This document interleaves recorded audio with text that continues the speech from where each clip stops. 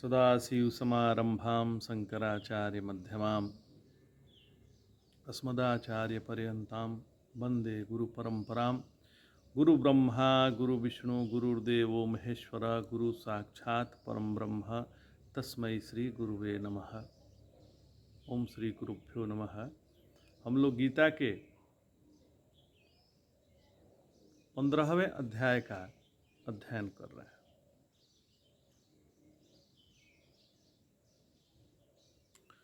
नारायण, यह जो हम लोगों को देह के प्रति आत्मभाव है वो कहाँ से आता है, इस पर विचार करें तो उसे दृढ़ेन चित्वा, दृढ़ेन इस चित्त पे दृढ़ेन चित्वा एक बार में इसको काट दें। किसको? देहात्म भाव को हटा दें, वह भी समझदारी के साथ, ऐसे नहीं बिना समझदारी के नहीं।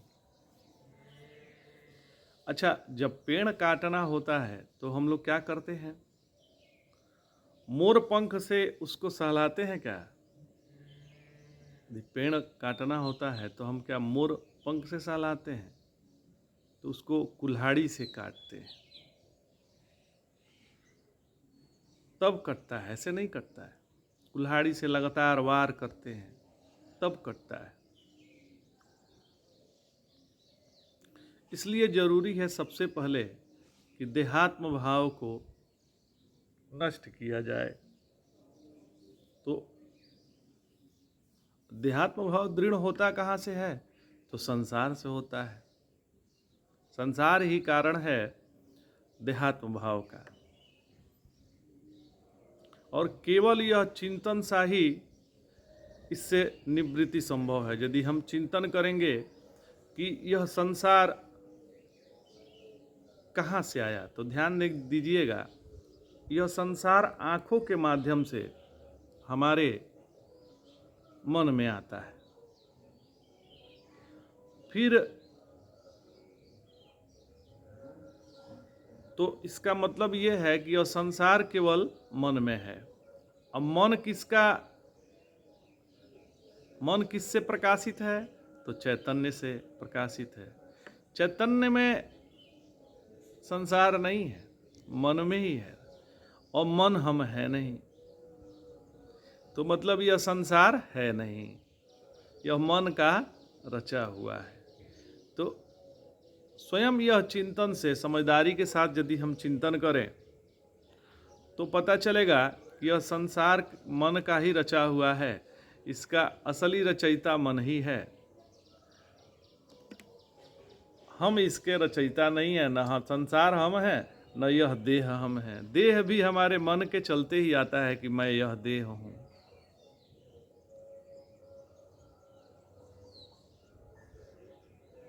अच्छा, ध्यान दीजिएगा, आपकी देह आपकी बात मानता है क्या? आप कहे कि देह मेरा है, लेकिन आपकी यह बात मानता है क्या? नहीं मानता।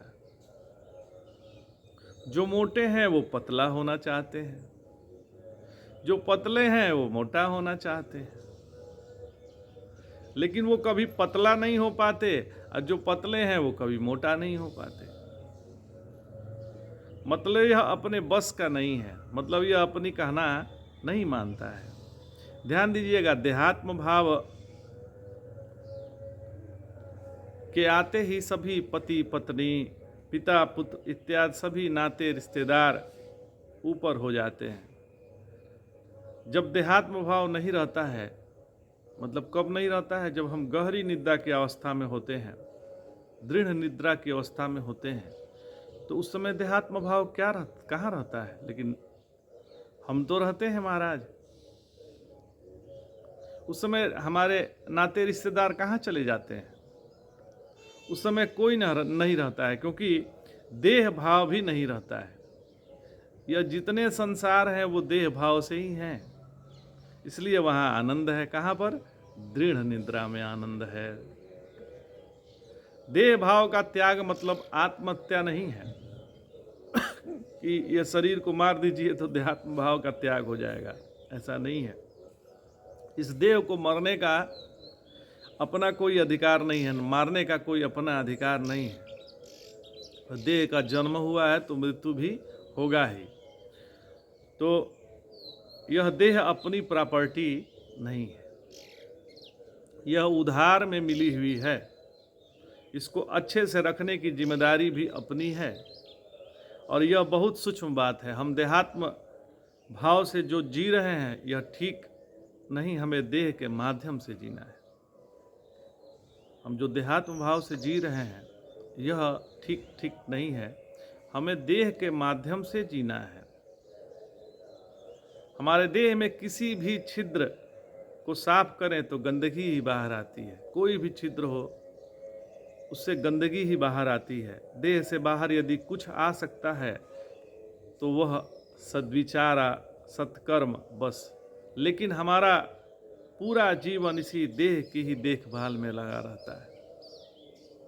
देहात्म भाव से निवृत्ति माने क्या? यह सूक्ष्म चिंतन है। यदि मैं देह नहीं मतलब क्या? इसका अर्थ यह हो गया कि यह देह मोटा है पर मैं मोटा नहीं हूँ।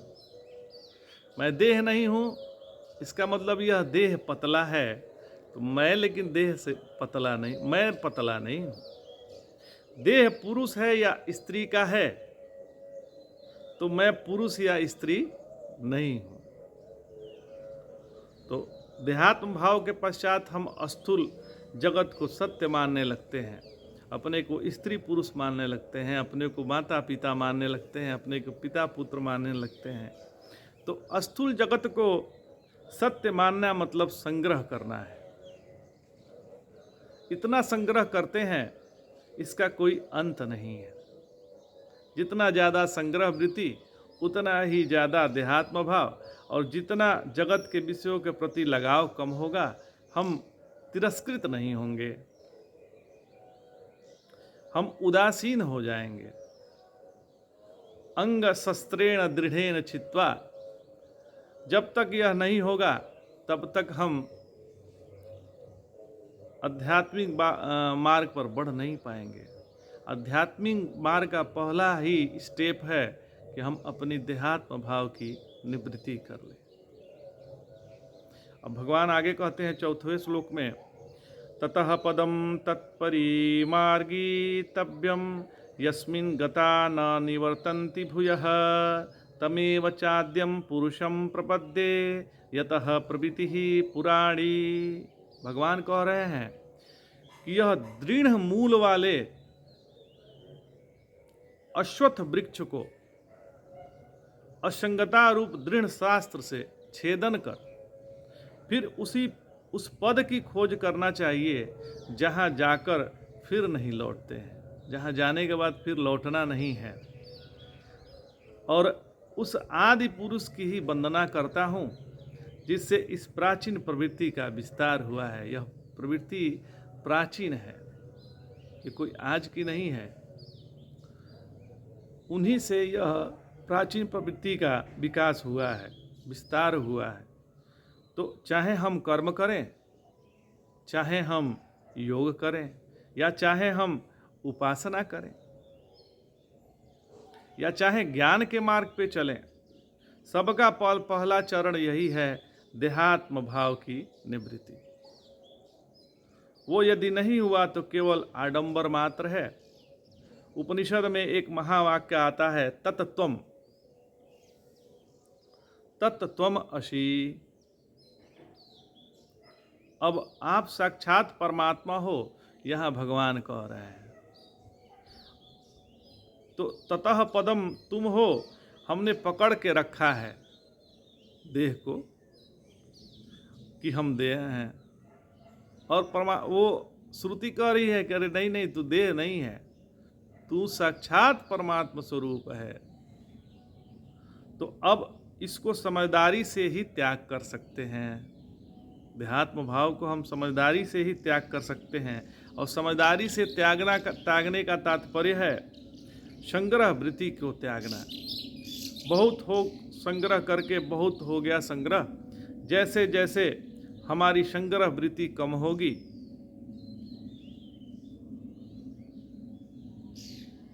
वैसे वैसे देहात्म भाव हमारा खत्म हो जाएगा। जैसे जैसे संग्रह वृत्ति कम होगी, हमारा देहात्म भाव कम हो जाएगा। जब हम सोने जाते हैं तो दुनिया में जितने वस्तु लाभ हैं, हानि है, अपना है, पराया है, सुख है, दुख है, जितने रिश्ते नाते हैं, दोस्त दुश्मन है, सब धीरे धीरे छोड़ देते हैं। फिर आ गए घर के कमरे में, हाँ, घर को भी छोड़ दिया, फिर कमरे में आ गए, फिर घर को छोड़ दिया, अब देह में आ गए। अब जब चल रहा है कि मैं सोना चाहता हूँ, जब निरंतर चल रहा है कि मैं तो सोना चाहता हूँ,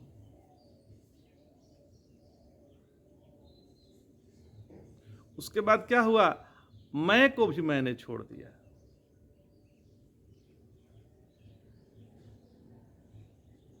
पहले संसार को छोड़े, देह में आए, अब मैं सोना चाहता हूं, तो अब जब तक मैं बना हुआ था तब तक निद्रा नहीं आई।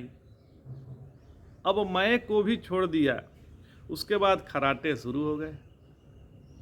ध्यान दीजिएगा, उस समय हमारा देहात्म भाव छूट जाता है, पर देह मरता नहीं है, देह तो है ही। तो जो अज्ञानी है वो द्वैत है, वो जो अज्ञानी है वे द्वैत के जगत को सत्य मानते हैं, और जो अद्वैत परमात्मा है उसके प्रति उदासीन हो जाते हैं। लेकिन जो ज्ञानी लोग हैं वो द्वैत के जगत को सत्य न मानकर इसका जो आधार अद्वैत तत्व है